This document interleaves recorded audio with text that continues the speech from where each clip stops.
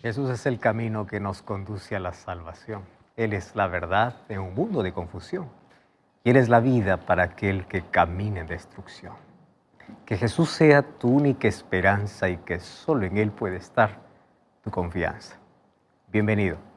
Está comenzando Libertad sin Límites. Ya sabes que tenemos este encuentro siempre aquí en la TV, en las redes sociales, en Facebook, en YouTube, en cualquier otra plataforma, para que juntos podamos, en este momento, ser abrazados por las promesas que Dios tiene para nuestra vida, para que juntos podamos fortalecer nuestra fe, y la fe crece y se fortalece a través del estudio de la Biblia. Así que si tú quieres tener una fe fuerte, una fe que tiene raíces profundas, necesitas dedicar tiempo para poder estudiar la Biblia.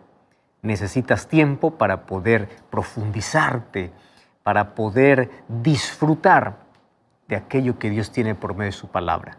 Entonces lo que hacemos en este programa es permitir que Dios nos hable por medio de su palabra, es permitir que nuestra fe pueda desarrollarse en un mundo lleno de incredulidad, de dudas, de dolor, de violencia y bueno, envuelto en tanta tragedia que muchas veces asalta nuestra mente dudas de ¿Dios me ama? ¿Acaso Dios se olvidó de mí? ¿Me siento abandonado? ¿Cómo nuestra fe se puede fortalecer en medio de tanta duda o incredulidad o de tanto dolor? Pues necesitamos un encuentro con la palabra. Por eso es que en este programa nosotros fortalecemos nuestra fe en Cristo mediante la Biblia. Y hablando de fortaleza espiritual, yo quiero ofrecerte un material exclusivo y extraordinario para ti. Este es el curso bíblico Biblia Fácil Apocalipsis. Tiene 18 capítulos. Y aquí vas a encontrar cómo entender el libro de Apocalipsis, que para muchos es un libro lleno de misterio, de imágenes, de símbolos, incomprensible. Lo vas a comprender de manera simple, sencilla. Puedes acompañar el programa Biblia Fácil también para poder estudiar este curso bíblico, mas puedes solicitar este curso que está disponible y es gratis a través de nuestro número de WhatsApp que aparece aquí en tu pantalla, y si no, te digo cuál es, más 5512 9810 1460, o también puedes ingresar a nuestra página web estudielabiblia.com. Ingresa allí y vas a encontrar este y otros materiales que sin duda van a fortalecer tu fe y van a hacer que juntos podamos estar siempre firmes en medio de cualquier circunstancia de la vida. Mientras más profundas son nuestras raíces, más fuertes seremos ante cualquier tempestad o cualquier tormenta que nos llegue en la vida. Hoy tenemos un tema súper importante. Te cuento, vamos a una brevísima pausa y ya regresamos aquí en Libertad sin Límites. ¿Sabes que el tema de la segunda venida de Cristo es uno de los, probablemente, hoy en nuestro tiempo, por momentos más hablado y luego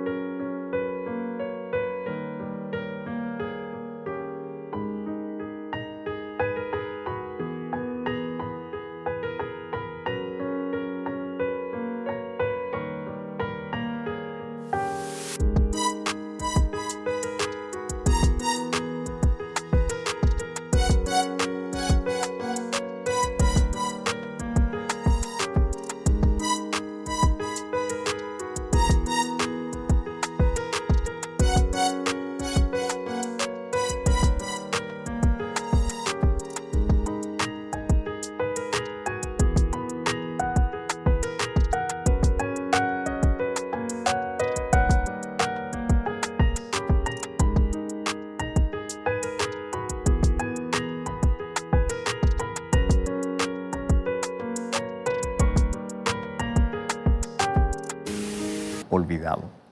Más hablado cada vez que surge alguna tragedia, alguna calamidad, cada vez que surge alguna cosa sorprendente, inesperada, todos comenzamos a hablar de Jesús viene.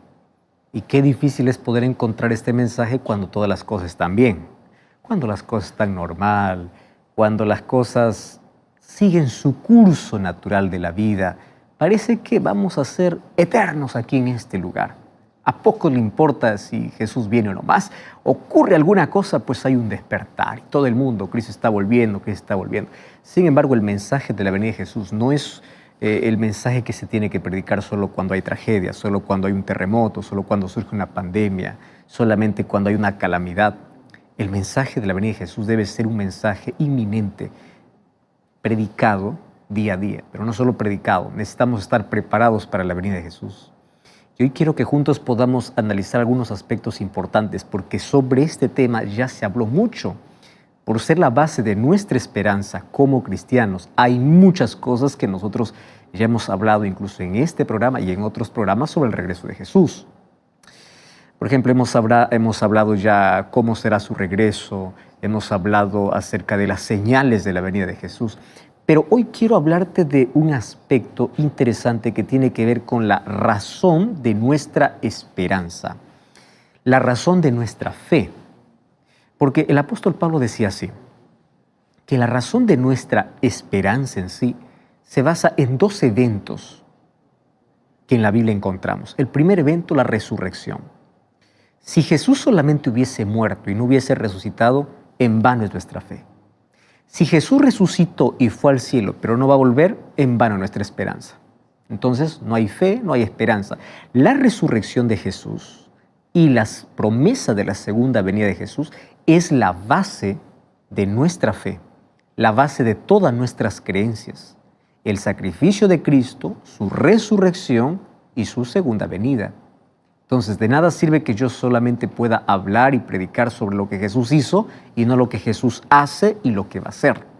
Y hoy vamos a enfocarnos justamente en ese asunto. ¿Qué representa para la venida o para la vida de los creyentes la venida de Cristo? ¿Realmente nosotros vivimos de acuerdo a lo que creemos? ¿Cómo esto puede influenciar tremendamente nuestros hábitos, nuestra vida y cómo esto nos ayuda a superar los momentos más tristes y dolorosos de la vida? De eso hablaremos hoy aquí en nuestro programa. Así que, como siempre, Biblia en mano, lápiz y papel, que juntos vamos a estudiar sobre nuestra gloriosa esperanza. Vamos a una brevísima pausa, no cambies el canal. Ya regresamos. Existen tres palabras importantísimas dentro de la base del cristianismo: gracia, fe y esperanza. Las tres tienen que ver con nuestro bienestar, tienen que ver con nuestra salvación, tienen que ver con nuestra entrega, tienen que ver con la razón de nuestra existencia. Y como creyentes lo entendemos muy bien, pero quiero explicarte de manera breve lo que esto significa no solo para el creyente, sino para todo el ser humano. Si el ser humano rechaza la gracia de Cristo, está completamente perdido. Nadie se salva por hacer cosas buenas o por ser bueno, por ser honesto. Las personas se salvan por aceptar la gracia de Jesús. ¿Y qué es la gracia de Jesús? La gracia de Jesús está basada en su amor. Su amor no tiene límites. Su amor incluso es inexplicable. No hay manera de poder detallar, no hay manera de poder explicar el amor de Cristo. Entonces, cuando el ser humano rechaza su gracia, está rechazando el perdón, está rechazando la esperanza, está rechazando la salvación, está rechazando todo. Entonces, la gracia está basada en el sacrificio de Jesús, en el amor de Cristo, y es un regalo que Dios otorga al ser humano. El ser humano no merece la gracia de Dios. El ser humano merece justicia. ¿Y qué cosa es justicia? La justicia es que tiene que pagar por todo aquello que hizo. Pero Dios, antes de poder ejecutar un juicio o justicia, porque Él es justo para toda la humanidad, Él extiende su gracia. Por eso es que gracia es recibir aquello que no merecemos. Justicia es recibir aquello que merecemos. Ahora, Dios nos otorga su gracia. Aquellos que rechazan su gracia son aquellos que pasarán y a recibir, obviamente, a pagar por todas sus faltas, por todos sus pecados, y finalmente serán destruidos. ¿Por qué razón? Porque la justicia de Dios es que Él odia el pecado, Él quiere eliminar el pecado. Entonces Dios ama al pecador, quiere eliminar el pecado, pero el ser humano, cuando rechaza la gracia de Cristo, se aferra al pecado, que cuando Cristo quiere destruir el pecado, tiene que destruirlo junto con el pecador. No porque quiere destruir al pecador, sino porque el pecador no quiere soltar el pecado. Esa es la primera palabra, gracia. La segunda palabra es fe. La fe es aquella que nos ayuda a poder visualizar más allá de las circunstancias presentes. El ser humano sin fe está muerto o está muriendo día a día. ¿Qué cosa hace que todos los días pueda levantarte motivado, sabiendo de que aquel día va a ser productivo, de que ese día vas a volver a casa, de que ese día vas a crecer, de que un negocio va a abrirse, de que tu hijo está creciendo, de que tu familia va a estar unida. Todo funciona en base a la fe. Pero la fe está basada ¿en qué? En confianza. Lamentablemente los seres humanos confían más en políticos, confían más en personas, confían más en seres humanos que les falla que en Dios. Entonces, ¿qué cosa es la fe dentro del plan de salvación? Es la respuesta humana ante el regalo divino. Dios me ofrece su gracia y yo lo acepto por medio de la fe. No lo entiendo todo, pero yo lo creo y yo confío. Y la fe me ayuda a sostenerme en los momentos de mayor crisis en la vida. Cuando paso por el valle oscuro, cuando hay silencio, cuando mis sentimientos ni siquiera me acompañan a pensar, Dios está conmigo. A veces el ser humano no siente eso. La fe es creer, es confiar, aun cuando no tenga todas las evidencias suficientes. Pero la fe no es vacía. La fe tiene una base. La fe está basada en evidencias. La fe es racional. La fe no será racionalista, pero es racional. Y número 3, esperanza. Lo que mueve al ser humano es esperanza. ¿Por qué tú colocas a tus hijos al colegio? Tienes esperanza de que ellos puedan desarrollarse y puedan ser profesionales. ¿Por qué te casas? Con la esperanza de que puedas formar una familia buena, agradable, y que pueda ser el complemento y esa persona el complemento para tu vida. ¿Cómo se inician los negocios en la vida? Con esperanza. La vida está en base a la esperanza. Lamentablemente el ser humano pierde la esperanza. Ahora fíjate una cosa. Cuando el ser humano rechaza la gracia de Dios, pierde la fe y pierde la esperanza, ha perdido el sentido de la vida. Y el apóstol Pablo me enseña lo siguiente, que mi fe se basa en la resurrección de Cristo. Por eso es que Cristo no es un héroe. Hay muchos que murieron en la historia como héroes, incluso se colocaron en lugar de otro. Un héroe, pero no resucitó. Cristo es mi Salvador. Él murió y resucitó. Y Él dice, si Cristo no resucitó de los muertos, en vano nuestra fe. O sea, ¿cuál sería la base de mi fe? ¿En qué yo creería? Mas yo creo en un Jesús que no solo murió, sino que resucitó. Y ese Jesús que resucitó va a volver otra vez. Y la venida de Jesús es la base de mi esperanza. Ahora quiero que entiendas. La base de mi salvación es la gracia de Cristo. La base de mis creencias es mi fe en Cristo. Mi fe. Y la base de mi esperanza es la segunda venida de Jesús. Sin la venida de Jesús, ¿cuál es la esperanza para la vida? ¿Cuál es la razón de mi existencia? Ahora, la esperanza nos da razón para vivir, para soñar, para seguir adelante en medio de cualquier dificultad. La esperanza en sí es la virtud que le da sentido a la vida. Alguien colocó a la esperanza como a aquella chispa sagrada que prende el fuego del espíritu con la certeza de que podemos alcanzar nuestros mayores anhelos. Cuando el ser humano se apaga por dentro, cuando el ser humano pierde ese fuego, cuando el ser humano pierde la esperanza, se vuelve frío, árido, no puede visualizar más bien el futuro. Ahora, gracias a la esperanza que tenemos, fíjate, la madre tiene la seguridad de que su hijo recién nacido va a crecer sano y bueno. ¿Qué cosa es lo que alimenta? La esperanza. Gracias a la esperanza, aquellos que se casan y dicen vamos a ser felices están esperando lo mejor. Nadie se casa pensando en fracaso. Entonces, si es que ellos están pensando, esperando lo mejor, esa espera que se llama esperanza. Gracias a la esperanza, los negocios surgen. Una carrera profesional, miles de actividades se realizan día a día con la esperanza que nace, que crece en el corazón. Ahora fíjate, en medio de las tormentas de la vida, la esperanza se transforma en el ancla del alma, en aquello por el cual se sostiene y permanece firme a pesar de todas las dificultades que pueda tener. Pero ¿sabes qué cosa es lo triste? Que cada vez nosotros encontramos gente sin esperanza. Muchos pierden la esperanza, viven sin esperanza. ¿Y qué cosa hace que puedan perder la esperanza? A veces puede ser la extrema pobreza, no visualizan más el futuro con esperanza, pierden el empleo de un momento para otro, pierden la esperanza, porque su esperanza puede estar ¿en qué? En dinero, en el trabajo, su esperanza puede estar en algo que surja, en una respuesta, en la política. No sé, los seres humanos a veces colocamos nuestra esperanza en un lugar fallido, es un lugar que se quiebra. Entonces, cuando perdemos eso, perdemos la esperanza. Todo se vuelve gris. Es triste cuando nuestra esperanza no está en Dios, porque cuando nuestra esperanza está fuera de Dios, todo en el cual colocamos nuestra esperanza se acaba, tiene fecha de vencimiento, nos fallan, nos traicionan, nos dan la espalda y se van. Entonces, la pobreza viene, roba nuestra esperanza, si nuestra esperanza está en el dinero. Viene la falta de trabajo, roba nuestra esperanza, si mi esperanza está en la estabilidad por el trabajo que tengo. Si mi esperanza está en solamente mis sueños, sin Dios, viene una enfermedad o una crisis familiar y comienza a carcomer mi espíritu. Entonces, ¿qué sucede? El ser humano le resulta difícil poder mirar el futuro con fe y esperanza. ¿Y sabes qué cosa es lo triste? Es que cada día hay gente que va perdiendo la esperanza. Cada día. Según la Organización Mundial de la Salud, dato estadístico realmente asustador, dice que cada 40 segundos alguien coloca fin a su vida. ¿Ya te pusiste a pensar que mientras tú estás allí en tu sofá mirando este programa, o estás con la familia, o solo, o estás en el celular, o estás allí en YouTube, o en Facebook, o escuchando por la radio, o viendo por la TV, hay tantas personas que en este momento, mientras tú estás allí, están justamente intentando colocar fin a su vida? En este instante hay tanto dolor, tanta angustia, y el mundo cada vez está perdiendo el sentido de la vida. ¿Qué cosa pierde? La esperanza, porque cuando pierde la esperanza ya no puedes ver nada.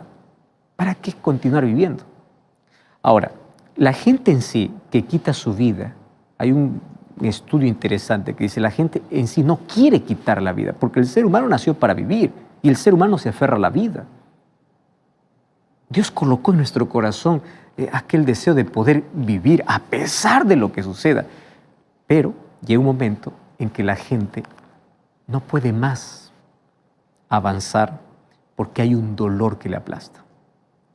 Pierde la esperanza, pierde la fe, pierde todo y el dolor aumenta. Entonces el ser humano, por quitar ese dolor, mejor piensa así: voy a quitar mi vida. El ser humano no quiere quitar la vida, quiere arrancar el dolor que no puede soportar. Yo quiero mostrarte cómo la esperanza nos ayuda a fortalecernos en los momentos más angustiantes de la vida. ¿Tú sabes quiénes son los que últimamente vemos por noticias, gente que está quitando la vida? Personas brillantes, personas famosas, cantantes, actores, poderosos. Y personas que tú lo ves y dices, pero tienes todo en la vida. Adolescentes. Uno puede pensar que los adolescentes no están pensando en eso porque piensan que no tienen problemas. Tienen tanta confusión, tanta carencia, tanto vacío, tanto dolor no expresado, acumulado. Cada vez hay más abusos, cada vez hay más dolor, cada vez hay más violencia, cada vez jóvenes más confusos, adultos que pierden el sentido de la vida. ¿Qué cosa es lo que ven? No ven más que un túnel sin fin oscuro. ¿Qué cosa pierden? La esperanza. Entonces, el dolor que el ser humano oculta es más peligroso que cualquier guerra o cualquier pandemia. Quiero que me entiendas bien. Yo no estoy minimizando el otro problema. Las guerras nos traen dolor. ¿Cómo oramos cada vez que hay conflictos para que eso pueda cesar? Porque es el egoísmo del hombre que le lleva incluso a ponerse en conflicto con otras personas y miles de inocentes mueren. Pandemias vienen y arrancan de nuestro lado personas que quieren vivir. Pero quiero que sepas que la mayor amenaza del ser humano no es externa. La mayor amenaza está dentro. Imagínate, cada 40 segundos una persona se quita la vida. No por un accidente, no por una guerra, no por una pandemia, sino porque dentro está seco. Perdió el sentido de vivir. Entonces la mayor amenaza está en el corazón humano. Y a veces luchamos para poder solucionar las cosas externas. Hay personas que por afuera todo está tranquilo, todo está bien, pero por dentro está un caos, por dentro está carcomiendo un vacío, por dentro no soportan más el dolor, por dentro. Ahora, quiero que entiendas, existe un peligro extremo externo, pero el mayor peligro es interno. La gente carece cada día de esperanza, se ve hundida, piensa que no más va a salir, no ves salida, no ves solución. Personas caen y no encuentran soporte. Entonces yo me pregunto, si cuando una persona cae, no encuentra soporte porque no tiene fe, no tiene esperanza, ¿a dónde va? No importa, el dinero que tiene no te sirve. La fama, el poder, la juventud, la vida, todo lo que logras, tus títulos, no te sirven en el momento cuando caes, cuando necesitas que alguien te abrace, que alguien te fortalezca. Entonces, si pierdes la fe, si no confías en Dios, si pierdes la esperanza, tú caes. Ya no encuentras más fortaleza ni fuerza para continuar. Cuando yo abro la Biblia, yo encuentro que el apóstol Pablo habla cómo nuestra esperanza en Cristo puede sostenernos. Y quiero que leas conmigo, mira, 1 Timoteo capítulo 1, versículo 1. Dice así: Pablo, apóstol de Jesucristo, por mandato de Dios nuestro Salvador. Aparentemente hasta aquí solamente se está presentando. Y esto es un saludo que le está haciendo. Pero en su saludo él coloca una palabra extraordinaria y dice así: yo soy apóstol de Jesucristo y porque Él es nuestra esperanza. Voy a leer nuevamente. Pablo, apóstol de Jesucristo, por mandato de Dios nuestro Salvador y del Señor Jesucristo, nuestra esperanza.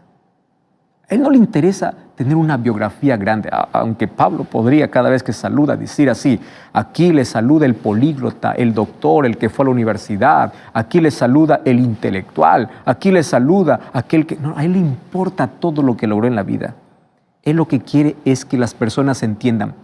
Quiero que sepan que Jesús es nuestra esperanza. Y Él comienza a presentarse a sí mismo en una sola palabra: soy apóstol de Jesucristo, pero Jesucristo es mi esperanza. ¿Tú estás entendiendo eso?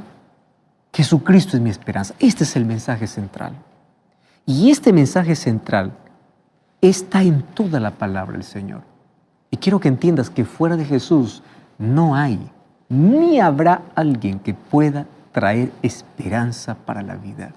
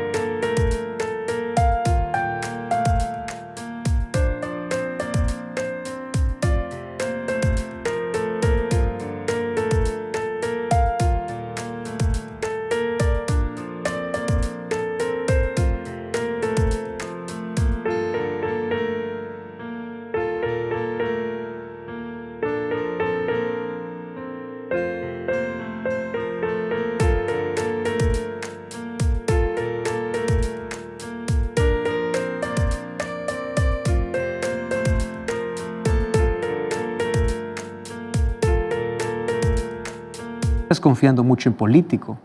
Deja la política, confía en Dios. Yo no entiendo, hay personas que incluso discuten y se pelean. Finalmente el político ni te conoce quién eres. Y tú estás peleándote con tu prójimo, estás peleándote con tu hermano, estás dividiendo familia innecesariamente. Finalmente confiando en un ser humano que puede fallar. ¿Dónde estás colocando tu esperanza? ¿En entretenimiento, en tecnología, en ciencia, en filosofía? ¿En qué? El ser humano falla. Nuestra esperanza está en Cristo. Y Pablo, me encanta. El Señor Jesucristo, nuestra esperanza. Si Jesús no es tu esperanza, todo lo demás se desbarata. Cuando caes, ¿en qué te vas a sostener? ¿Qué motivación tienes para continuar en la vida? Cuando todo está bien, está todo excelente. Cuando viene la crisis, cuando viene el problema, cuando viene la muerte, cuando viene la tragedia, cuando viene el dolor, ¿en qué está tu esperanza? ¿Te favorece el dinero? ¿Te favorece la fama? ¿Te favorece el reconocimiento? ¿Te favorece? Todo lo demás es correcto. Pero si tú no tienes esperanza en Jesús, todo será vacío. ¿Y dónde está la esperanza? Nuestra esperanza está en Jesucristo, porque Jesucristo ha prometido que el mal no tendrá la última palabra. Que Jesús vendrá para poder colocar punto final a nuestra historia de dolor. La esperanza de poder disfrutar de un futuro glorioso en una tierra nueva tiene un significado real. ¿Pero por qué yo tengo que creer en eso? Mi esperanza no es vacía. Mi esperanza tiene una base. Y la base es lo que Jesús ya hizo en el pasado. ¿Cómo yo puedo confiar y esperar de que las cosas van a mejorar? Quien va a traer mejoría a este mundo no es la firma de presidentes, no es un nuevo político. Quien va a mejorar las cosas es más, las cosas no van a mejorar, las cosas van a empeorar. Quiero que entiendas bien esto. Mientras más nos aproximamos al fin del siglo, al fin de la historia, al fin de nuestro mundo, cada vez las cosas empeoran. Así que cuando alguien venga y te diga, conmigo las cosas mejoran, conmigo hay paz, conmigo hay seguridad, eso es mentira. Cada vez habrá más dolor, cada vez más injusticia. Claro que algunos pueden allí menguar, aliviar, ayudar por un momento, pero la oscuridad va a crecer. Ahora, quien me trae esperanza verdadera es Jesucristo. ¿Y por qué Jesús? Porque Él me garantiza que el mal no será para siempre. ¿Y cómo yo lo creo? Por lo que Él ya hizo en el pasado. Mira, ve, su primera venida es la garantía de que Él volverá por segunda vez. Así como tantas profecías anunciaban la primera venida de Jesús, hay tantas otras que me garantizan su segunda venida. Si Él cumplió con su primera venida, entonces hay garantía de que vendrá por segunda vez. La primera vez vino como un niño indefenso, pero la segunda vendrá como Rey de Reyes en gloria y majestad. ¿Quién viene? Ese mismo Jesús que murió en la cruz, ese mismo Jesús que resucitó al tercer día. Es el mismo Jesús que hoy quiere vivir en el corazón. ¿Para qué? Para traer esperanza. Mira lo que dice Colosenses capítulo 1. Colosenses capítulo 1, versículo 27, una vez más el apóstol Pablo. Dice así: a quienes Dios quiso dar a conocer las riquezas de la gloria de este misterio entre los gentiles, que es Cristo en vosotros, la esperanza de gloria. A mí me encanta, voy a unir aquí los dos textos, el primero con el segundo. El primero dice, Jesucristo es nuestra esperanza. Y este texto de Colosenses dice así, Cristo cuando mora en mí me da una esperanza de gloria. Una esperanza que brilla, una esperanza que puede interrumpir la noche más oscura de la vida, porque es una esperanza gloriosa. Y quiero que sepas que este es el secreto sublime de una vida con sentido, una vida que tiene esperanza porque tiene a Cristo, y el que tiene a Cristo tiene una esperanza gloriosa. Y la pregunta es, ¿cómo ocurre esto? ¿Cómo yo puedo permitir que Cristo pueda ser mi esperanza gloriosa? Que mi vida pueda tener sentido. Entonces vamos conmigo al libro de Mateo. Mateo capítulo 16, versículo 24.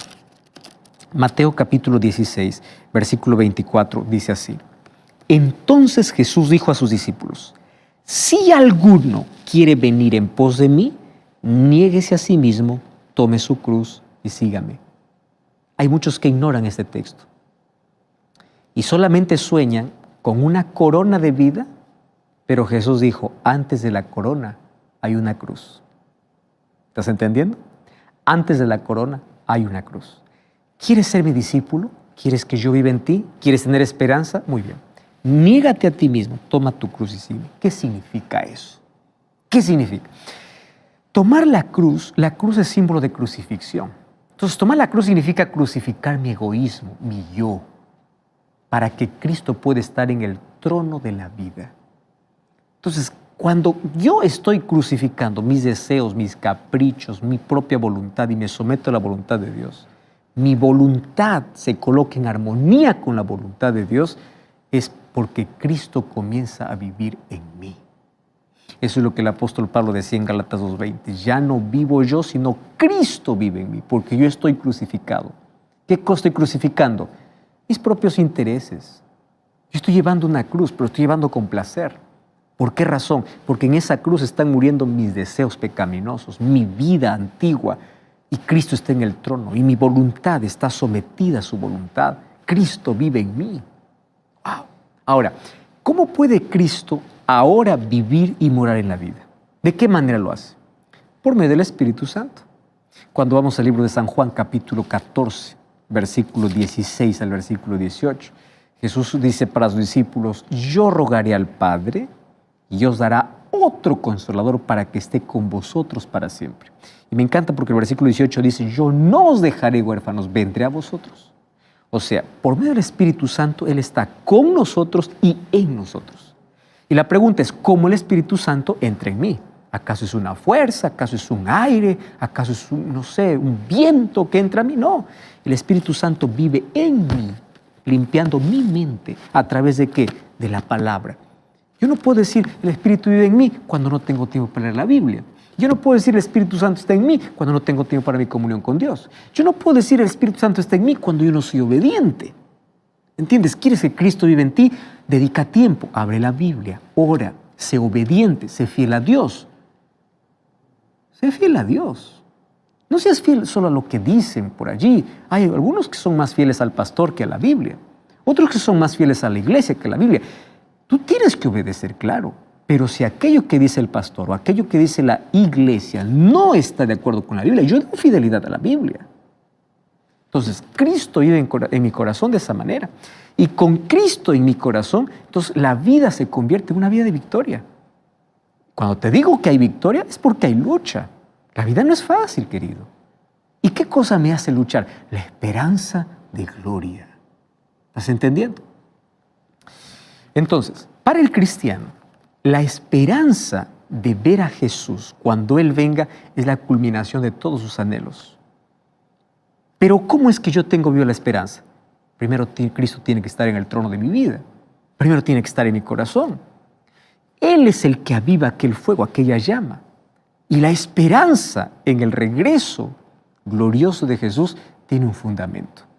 Mira, si Jesús no volviese a esta tierra, la fe no tendría sentido, la vida no tendría sentido y la muerte de Jesús no tendría sentido.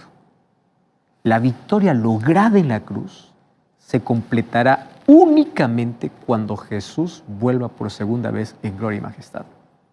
Entonces ahí es donde la redención del ser humano será total y definitiva. ¿Por qué? En la cruz, ¿qué cosa hizo? Él me libró de la penalidad del pecado. Déjame explicarte de manera breve cómo es que la fe, la gracia, la fe y la esperanza están dentro del plan de salvación como en una línea. Yo lo voy a colocar con 3 P's, ¿está bien? En la cruz, Él me muestra su gracia, su perdón, su salvación. Y ahí voy a colocar la primera P. Él me libra de la penalidad del pecado. ¿Cuál era la penalidad del pecado? Yo merezco morir. Pero Cristo se coloca en mi lugar para morir en mi lugar. ¿Correcto? Él muere en mi lugar. Él me libra de la penalidad del pecado. Pero Jesús no solamente hizo sacrificio en la cruz. Hoy está realizando su obra. Porque a veces nos enfocamos solo en lo que Jesús hizo y no en lo que Jesús hace. ¿Qué cosa es lo que hace Jesús? Hoy Jesús está intercediendo por mí en el santuario. Hoy me está dando la oportunidad de salvación. Y hoy trabaja en mi corazón por medio del Espíritu Santo para darme la segunda P. ¿Cuál es la segunda P? Él me da poder sobre el pecado. Hoy me libra del poder del pecado. El pecado ya no tiene más control en mi vida porque Cristo me da poder para vencer. Entonces, primero me libra de la penalidad. Segundo, me libra del poder ahora. Aquí, ¿qué cosa ejerce? La fe. En primer lugar está la gracia, en segundo lugar está la fe. ¿Y dónde está la esperanza? En la tercera P. Porque cuando Jesús regrese por segunda vez, Él me librará de la presencia del pecado. ¿Entendiste? Me libró de la penalidad, hoy me libra del poder del pecado y cuando Cristo regrese me librará de la presencia del pecado. Porque nunca más después de eso habrá pecado. Ahora te voy a explicar un poquito mejor. Mira, en las religiones paganas, la salvación está entendida de una manera diferente. Para que el ser humano se salve, se piensa que el ser humano tiene que convertirse en Dios, o mejor, el ser humano tiene que elevarse a Dios. Por eso ahí aparece la meditación trascendental. Yo tengo que purificarme y elevarme y unirme. Personas buscan experiencia en la naturaleza, personas buscan un ser superior. Ese es en las religiones paganas. ¿Por qué? Porque se coloca el énfasis en que el ser humano tiene que elevarse, ¿correcto? Pero bíblicamente, en la fe cristiana, la salvación no es que yo tengo que elevarme. La salvación depende de alguien que elevado baja hasta la tierra. La salvación depende de la venida, del descenso del Dios hacia el hombre, en lo que Dios hace en favor del ser humano para salvarlo. Al venir por primera vez a esta tierra, Cristo dejó toda la gloria de los cielos y se hizo semejante al ser humano. Jesús descendió hasta el abismo del pecado. Él murió para que nosotros podamos elevarnos a la gloria de la vida eterna. Pero no solo murió, también resucitó. Para poder entender un poquito mejor esta historia, leí en un libro que hace algún tiempo, en un edificio de 40 pisos, sucedió un incendio repentino. Entonces las llamas se expandieron allí con tanta rapidez que se hizo muy difícil rescatar. Las llamas, el humo, el calor, era una mortal amenaza para todos. De pronto desde abajo se escuchó una invitación urgente. Por favor, no bajen, suban a la azotea, porque no había otra manera de salvarlos. ¿Y por qué no tenían que bajar? Porque las escaleras y los elevadores que dirigían a la calle estaban inaccesibles. Las llamas estaban envolviendo todo el edificio. ¿De dónde venía la salvación? De arriba. Algunos que escucharon la invitación, en lugar de subir, comenzaron a bajar y finalmente fueron consumidos por el fuego. Otros